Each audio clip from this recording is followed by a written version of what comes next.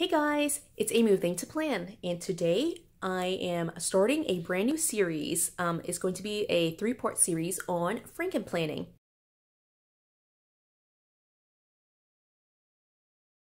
So what I'm doing in this 3-video series, mini-series really, is to talk to you about the different options for Frankenplanning. So I am on multiple Happy Planner groups, and I see so many questions about Frankenplanning and what's the best way of doing it. First of all, before we talk about anything, I will just say that Frankenplanning is one of those styles of planning that is really going to be based on personal preference. So there's no right way of Frankenplanning. There are multiple ways of doing it though, so I feel like this video series will be really helpful for you if you have never Frankenplanned before and just wanted to be able to take a look at some different options for how you can do it. So in this video, what I'm going to be talking about is what I like to call the tape method. It's really combining multiple sections or multiple planners into one and creating it to be kind of a seamless process. And so this first method, I like to call the tape method because I will be literally using some tape to put together some pages and let everything flow together. So what I have here is my work planner for 2021. This is my big planner. Oh, FYI, side note, even though this is the Frankenplanning series, I will say that I did change this up a little bit. I replaced the cover just because I put all of 2021 in here and it is fairly thick. And so the cover I was using if you watch my planner lineup video, it was like a snap-on hardcover from the ARC system, and it just became too bulky with those covers on here. So I took that off and just replaced it with another set of covers. I need to find a better big cover. I'm not a huge fan of this, but it was at least the most neutral that I had in my stash, so I'm using it for the time being.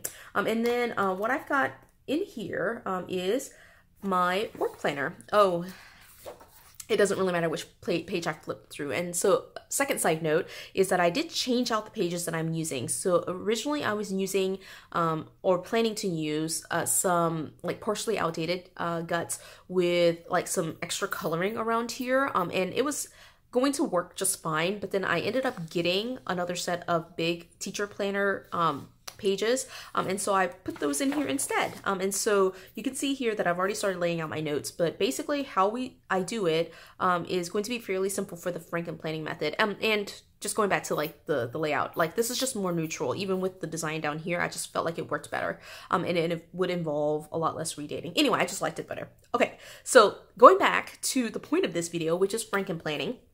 Let's talk to you about Frankenplanning and how this works. Now, if you don't know anything about Frankenplanning, the first note that I will say is that Frankenplanning is really combining multiple planners into one planner. And for this particular method, this Frankenplanning method, which again I call the tape method, what I do is use one set of dividers, which you can see here. So they're kind of mixed up here, but you can see I use one set of dividers all the way down, and these dividers will behind it have 2 different planners included in it. And so you will see that, well, I've already started taping some of this down. Let me flip to a different month. Let's do February. Okay, so in February, you can see here that the dividers come from one planner. In fact, now that I'm thinking about it, it's 3 different planners. So this is from one planner, and then I have 2 sets of pages that are from 2 other different planners. Now, for me, I never use the monthly for my work planner. If I need to make notes, I pretty much just put it straight on the day that it's required to be, if there's something happening, I just write it down, or as you could see earlier, I just put it on a sticky note and I can reposition it if I need to, or pull it off just to do plan with me's and then use that as a reference. That's normally what I do, is use a sticky note. So I don't ever use the monthly. Now, if you are going to use a monthly in this method, I do suggest that you use a set of dividers that you really love, and then use the weekly pages that are with it immediately following. But again, for me, I don't actually use the monthly pages. So what I do is literally flip it over like this, grab a piece of tape, and I will tape it together. I like to tape right here at the bottom and right at the top, and that's all I need to do to kind of keep it in place.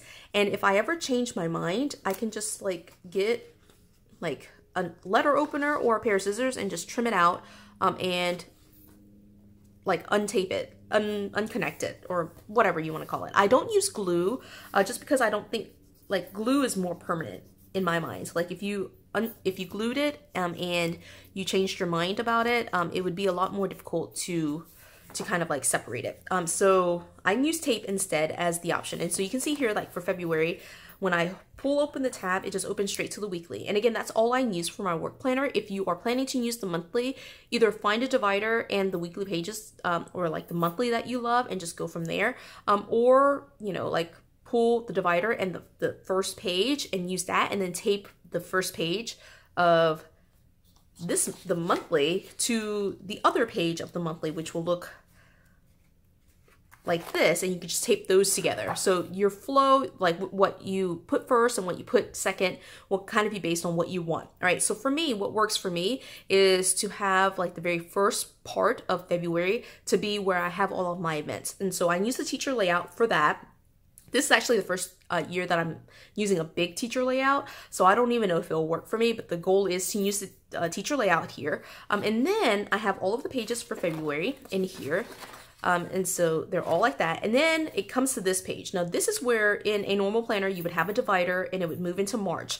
But I also like to have in my work planner just to-do lists. And so this second part are my task lists, right? And so this is a monthly layout with like this dashboard section, this, the 2 pages of like where you can take just regular daily task notes, a notes section right here, and then again another March page, which will be like this, just in this planner, right? And so what I do is, in order to make it one continuous piece, I tape these 2 together.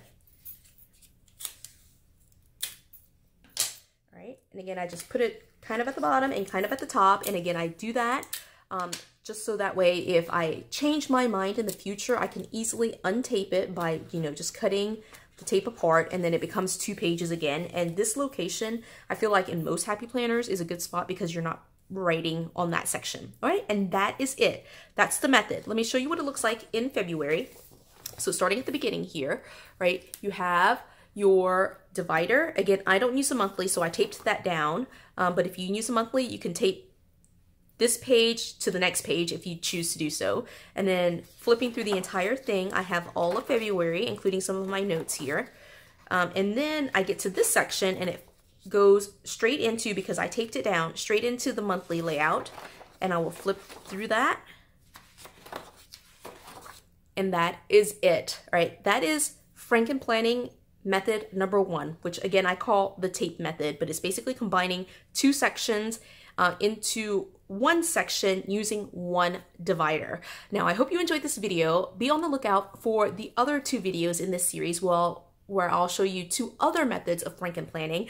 If you did like this video, give it a thumbs up, subscribe to my channel so you can see these other videos coming up and to see all of my videos in 2021. And until the next video, see you!